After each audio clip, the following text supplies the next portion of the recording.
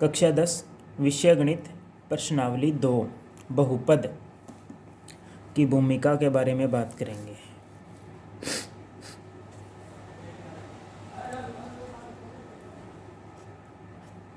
सबसे पहले बात करते हैं चर के बारे में इस प्रश्नावली में कि चर क्या होता है। नंबर 1 पॉइंट है चर। चर कहता हुआ वह मान जिसकी चर क्या होता है जिसका मान फिक्स न हो, बदलता रहे, वह क्या कहलाता है? चर कहलाता है। जैसे 4x + 5y = 6।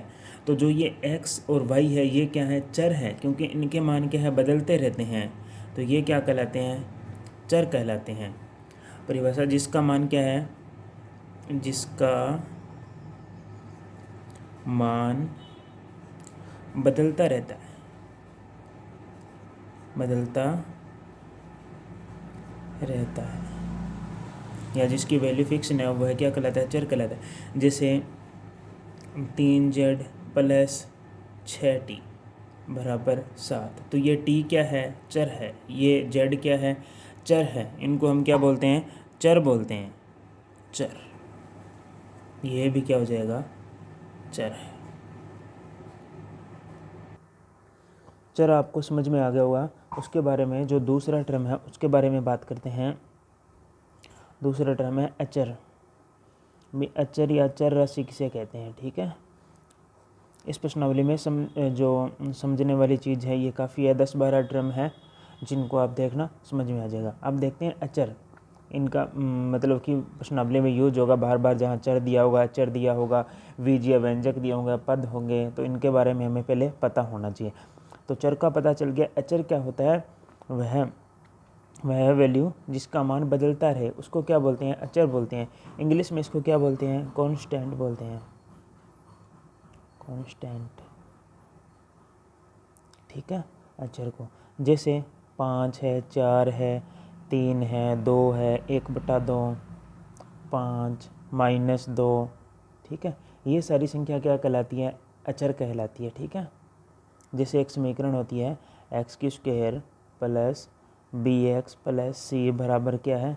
0। तो इसमें जो ये मान है ना, पहले वाला जो गिनती वाला मान है, इसको क्या बोलते हैं हम? अचर बोलते हैं। जो दूसरा मान है वह क्या कहलाता है? चर कहलाता है। इसमें ये दूसरा मान है ये क्या कहलाता है? चर। और जो ये पहला b का मान है वह क्या कहलाएगा? अचर कहलाता है। ठीक है, ये आपको समझ में आ गया होगा चर और अचर के बारे में कि चर क्या होता है और अचर क्या होता है। उसके बाद में नंबर 3 है, बात करते हैं घात की कि घात क्या होती है। घात मतलब पावर। तो पावर क्या होती है? जैसे मैंने ये लिखा 2⁻3, इसको क्या बोलते हैं? 2⁻3 बोलते हैं। इसका मतलब है 2 कितनी बार है? 2 3 बार है। 2 × 2 × 2। इसको क्या बोलते हैं? घात बोलते हैं। इसको जैसे 5⁻2, ठीक है, तो इसको क्या बोलते हैं? घात या पावर बोलते हैं। इसका मतलब है कि 5 कितनी बार है? 2 बार दिया है। ठीक है, ये घात कहलाती है। जैसे 8⁻4 है तो ये 8 4 बार है। ठीक है, 2⁻6 है तो 2 6 बार है। इन सब जो संख्याएं हैं इनको हम क्या बोलते हैं? घात बोलते हैं। ठीक है, तो चर आपके समझ में आ गया। चर क्या होता है? जिसका मान बदलता नहीं है वह क्या कहलाता है? चर कहलाता है। अचर क्या कहलाता है? जिसका मान फिक्स न हो। ठीक है, बदलता रहता है वह क्या कहलाता है? चर कहलाता है। जिसका मान फिक्स हो, जैसे 1 2 3 4 5 6 ये काउंटिंग वाली संख्या होती हैं, इनका मान फिक्स होता है वह क्या कहलाते हैं? अचर कहलाते हैं। उसके बाद में घात क्या होती है? पावर। ठीक है, जैसे 2⁻3 इसको क्या बोलते हैं? घात बोलते हैं। 5⁻2, 8⁻4, इसका मतलब 8 कितनी बार है? 4 बार है। ठीक है, तो ये 3। नंबर 4 हम समझेंगे पद। पद या टर्म, इसको इंग्लिश में बोलते हैं टर्म। कि पद क्या होता है। ठीक है, हम इसके बारे में पढ़ेंगे कि पद किसे कहते हैं। जैसे ये क्या है? 5 एक्स की स्क्वायर, इसको क्या बोलेंगे, इसको एक पद बोलेंगे। ये क्या है, पद है। जैसे मैंने लिख दिया 3x, तो 3x क्या है, एक पद है, ठीक है।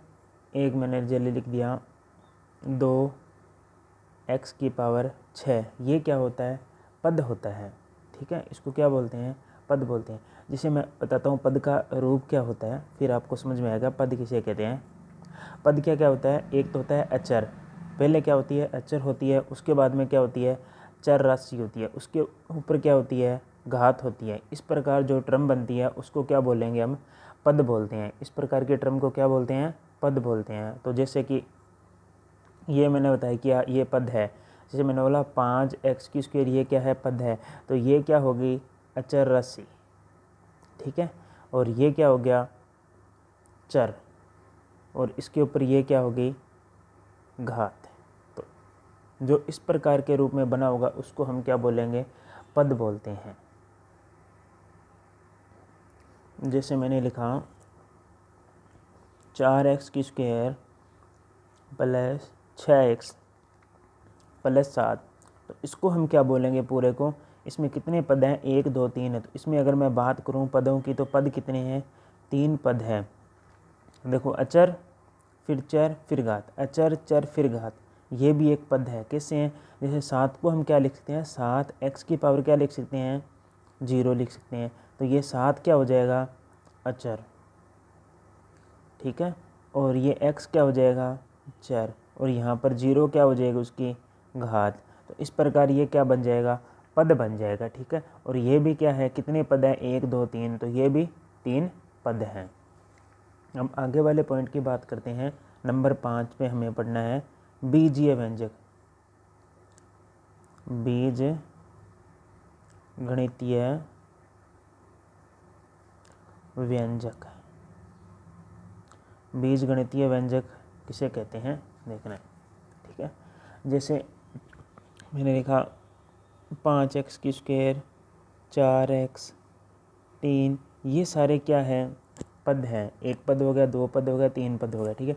अगर इनमें मैं बीच में प्लस का या माइनस का चिन्ह लगा दूं तो वो क्या कहलाता है, बीजगणितीय व्यंजक कहलाता है।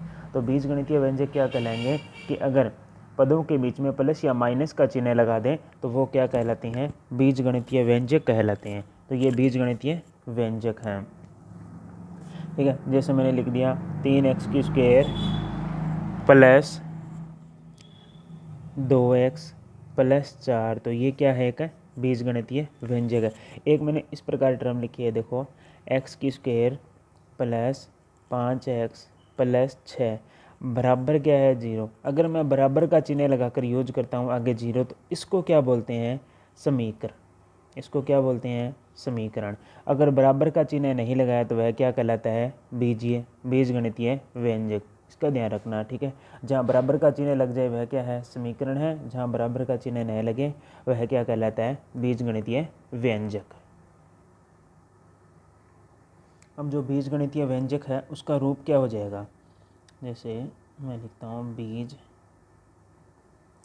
गणितीय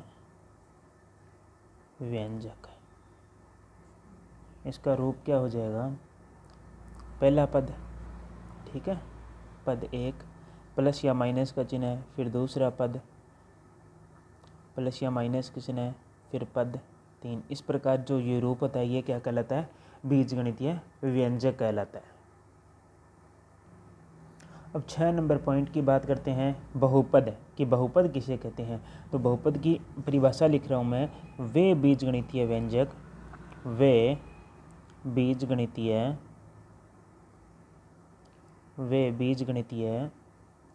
व्यंजक जिनके, वे बीजगणितीय व्यंजक जिनमें या जिनके चर की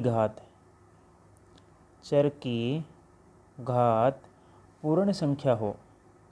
चर की घात कौन सी संख्या हो, पूर्ण संख्या हो, तो बीजगणितीय व्यंजक को क्या कहेंगे, तो बीजगणितीय व्यंजक बहुपद कहलाता है। परिभाषा क्या है? वे बीजगणितीय व्यंजक जिनमें या जिनके चर की घात क्या हो, पूर्ण संख्या हो, बीजगणितीय व्यंजक बहुपद कहलाता है। सबसे पहले बात करते हैं पूर्ण संख्या की क्या होती है। तो पूर्ण संख्या पूर्ण संख्या क्या होती है? पूर्ण संख्या क्या होती है? जैसे कि 0, 1, 2 जो 0 से शुरू होकर अनंत तक चलती हो, उनको कौन सी संख्या बोलते हैं? पूर्ण संख्या बोलते हैं। तो हमारे पास में जो भी बहुपद दिया होगा, जो बीजगणितीय व्यंजक दिया होगा, उसकी घात क्या है? अगर इनमें से है 0 से लेकर अनंत तक है तो वो क्या कहलाता है? बहुपद कहलाता है। जैसे मैंने लिखा 5x² + 3x + 6, क्या यह बहुपद है? यह क्या यह बीजगणितीय व्यंजक है? तो देखो बीजगणितीय व्यंजक तो है, क्योंकि 1 पद, 2 पद, 3 पद दे रखे हैं, तो ये क्या कहलाता है? बीजगणितीय व्यंजक। तो हम लिखेंगे बीजगणितीय व्यंजक। अब बीजगणितीय व्यंजक है तो क्या यह बहुपद है क्या? तो हाँ बहुपद है, क्योंकि इसकी घात क्या है? यहाँ पर क्या है? 1 है, 2 है, यहाँ पर कितनी है? 1 है, यहाँ पर क्या हो जाएगी? x⁴ हो जाएगी। ठीक है, तो इसकी घात क्या है? पूर्ण संख्या, तो यह क्या हो जाएगा? बहुपद। तो यह एक बहुपद है। जैसे मैं और लिखता हूँ 5x⁴ + 4x⁴ 2 + 4x⁴ 1/2 + 3, क्या यह एक बहुपद है या एक बीजगणितीय व्यंजक है? तो हाँ, यह क्या है? बीजगणितीय व्यंजक तो है, क्योंकि इसमें पद दे रखे हैं, तो यह क्या है? बीजगणितीय व्यंजक। परंतु यह क्या नहीं है? बहुपद नहीं है। ये बहुपद नहीं है। कारण क्या है? इसकी घात ये देखो, ये तो पूर्ण संख्या, ये पूर्ण संख्या, परंतु ये देखो पावर कितनी है? 1/2 दे रखी है। ठीक है, तो ये भिन्न में दे रखी है, परंतु मैंने तो कहा था 0 से लेकर अनंत तक जो भी संख्याएं वो क्या कहलाती है? पूर्ण संख्या कहलाती हैं। तो इसकी घात क्या है? पूर्ण संख्या नहीं है। तो यह क्या है? बहुपद नहीं है। तो यह बहुपद नहीं है। जैसे एक एग्जाम्पल और देखते हैं, 7x² + 5x + 7, क्या यह बहुपद है? तो हाँ, ये बीजगणितीय व्यंजक तो है। ठीक है, 1, 2, 3 पद दे रखे थे, बीजगणितीय व्यंजक है। क्या यह बहुपद है? हाँ, इसकी पावर भी, इसकी पावर भी और इसकी पावर भी, तीनों ही घात क्या है? पूर्ण संख्या, क्योंकि इसकी घात कितनी हो जाएगी? 1, इसकी घात क्या हो जाएगी? 0 हो जाएगी। तो यह क्या है? बहुपद भी है और बीजगणितीय व्यंजक भी है। आपको समझ में आ गया होगा बहुपद किसे कहते हैं और बीजगणितीय व्यंजक क्या होता है। आगे 7 नंबर पॉइंट। ठीक है, क्या दे रखा है? बहुपद की घात। बहुपद की घात, जिसको हम क्या बोलते हैं इंग्लिश में? डिग्री। ठीक है, कोई भी बहुपद दिया होगा उसकी आपको ये पूछेंगे कि इसकी घात कितनी है। ठीक है, घात, बहुपद की घात कितनी है, या ये पूछेंगे इसकी डिग्री क्या है। ठीक है, तो पावर के बारे में हम पीछे पढ़ चुके हैं। ठीक है, डिग्री के बारे में पढ़ते हैं। जैसे कि ये दे रखा है 4x⁴ + 2x⁴ + 3x + 1, ये क्या एक बहुपद भी है। ठीक है, और बीजगणितीय व्यंजक भी है। अब आपसे पूछे कि इसकी मतलब बहुपद की घात कितनी है या डिग्री कितनी है। ठीक है, तो हम कहेंगे इसकी डिग्री कितनी है? 3 है। इसकी डिग्री कितनी है? 3। या बहुपद की घात कितनी है? 3 है। बहुपद की घात क्या होती है? अधिकतम घात देखनी है हमें, पद की अधिकतम घात। पद की जो अधिकतम घात होती है वह क्या कहलाती है? डिग्री कहलाती है। तो इस पद की अधिकतम घात कितनी है? 3 है, तो वह क्या कहलाएगा? डिग्री। डिग्री कितनी हो गई? 3 हो गई। जैसे और एग्जाम्पल लिखता हूँ मैं, 7x⁶ + 5x⁴ मतलब मान लो 3 + 4x + 3, तो इसमें देखो इसकी घात कितनी है? अधिकतम घात कितनी है इस पद की? 6 है। तो इसकी डिग्री कितनी हो जाएगी? 6 हो जाएगी। बहुपद की जो अधिकतम घात होती है, पूरे बहुपद की अधिकतम घात होती है, उसको हम क्या बोलते हैं? डिग्री बोलते हैं। तो इस बहुपद की जो अधिकतम घात कितनी है? 6 है, तो इसकी डिग्री कितनी हो जाएगी? 6 हो जाएगी। अब आगे वाला क्या होता है? बहुपद का मान।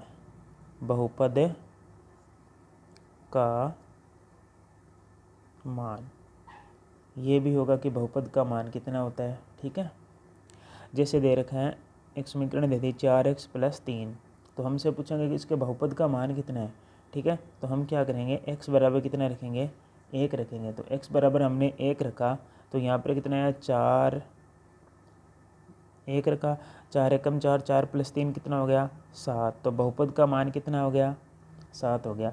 जैसे मैंने लिखा 4x + 3 या 2 लिख दिया। चलो, तो इसमें x बराबर मैं मान कितना रखूँ, मान दिया होगा, मान कितना रखूँ 2 रखूँ। तो 4 यहाँ पर आ गया 2 + 2 कितना 8 और 2 10। तो बहुपद का मान कितना हो गया 10। ये बहुपद का मान होता है।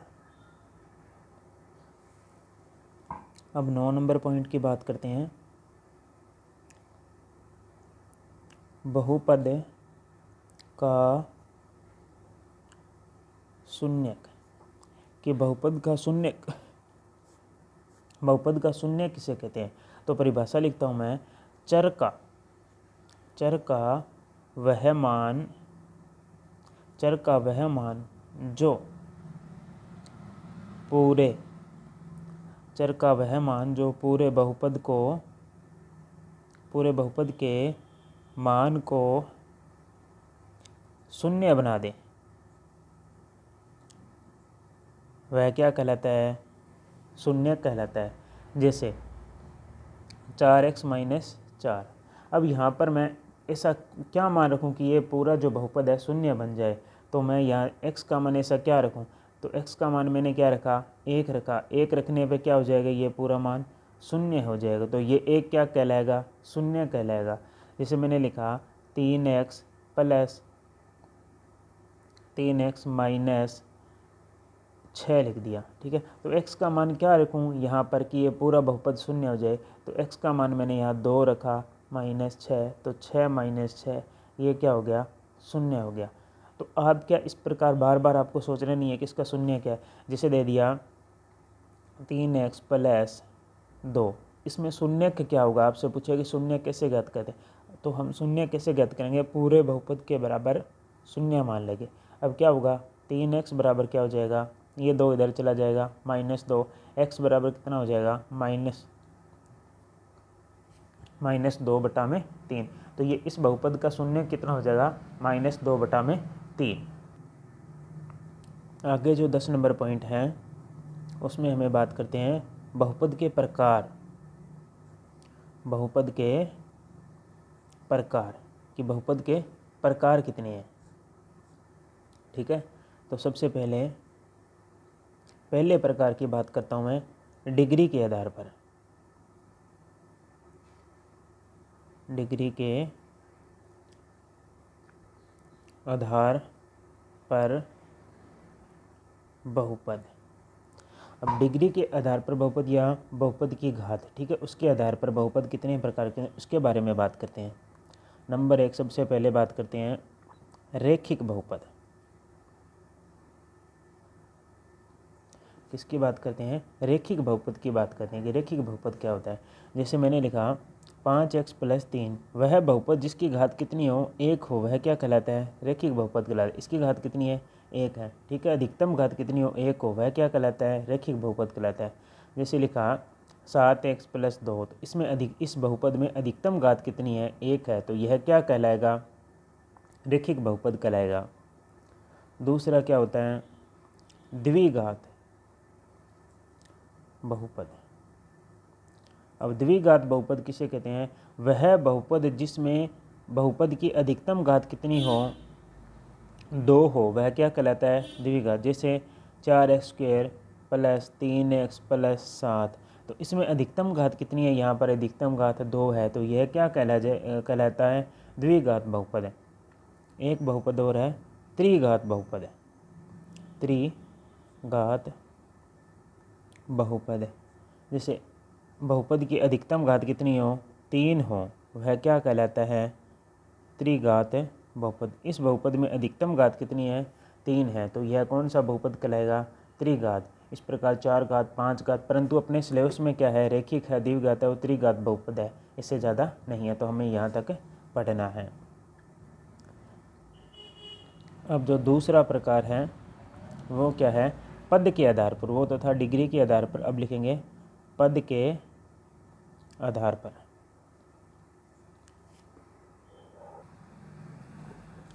पद के आधार पर बात करते हैं तो नंबर 1, एक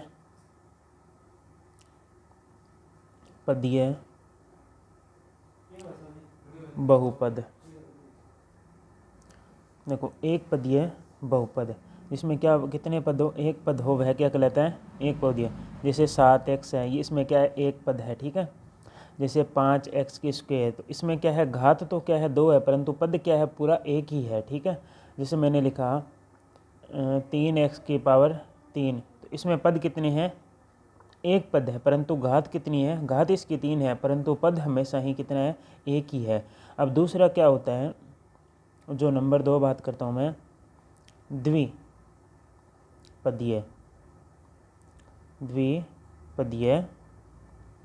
बहुपद। द्विपदीय बहुपद में पद कितने होते हैं, 2 होते हैं। जैसे मैंने लिखा 5x की स्क्वायर प्लस 3x, तो ये पद कितनी है, इसमें 2 है। जैसे मैंने लिखा 7x की स्क्वायर प्लस 4x, तो इसमें पद कितने हैं, अगर आपसे पूछे पद कितने हैं तो 1 और 2 पद है, ठीक है। पदों के बारे में मैं पहले बता चुका हूँ। एक होता है त्रिपदीय बहुपद, त्रिपदीय बहुपद। तो अब पद कितने हैं इसमें, देखो x की स्क्वायर प्लस 3x प्लस 5, तो इसमें पद कितने हैं, 3 पद दे रखे हैं, तो इसे क्या बोलते हैं हम, त्रिपदीय बहुपद बोलते हैं, ठीक है। 2 प्रकार हो गए बहुपद के। तीसरा प्रकार है चर के आधार पर, चर के आधार पर बहुपद। चर के आधार पर बहुपद के बारे में बात करते हैं। तो सबसे पहले बात करते हैं एक चर वाले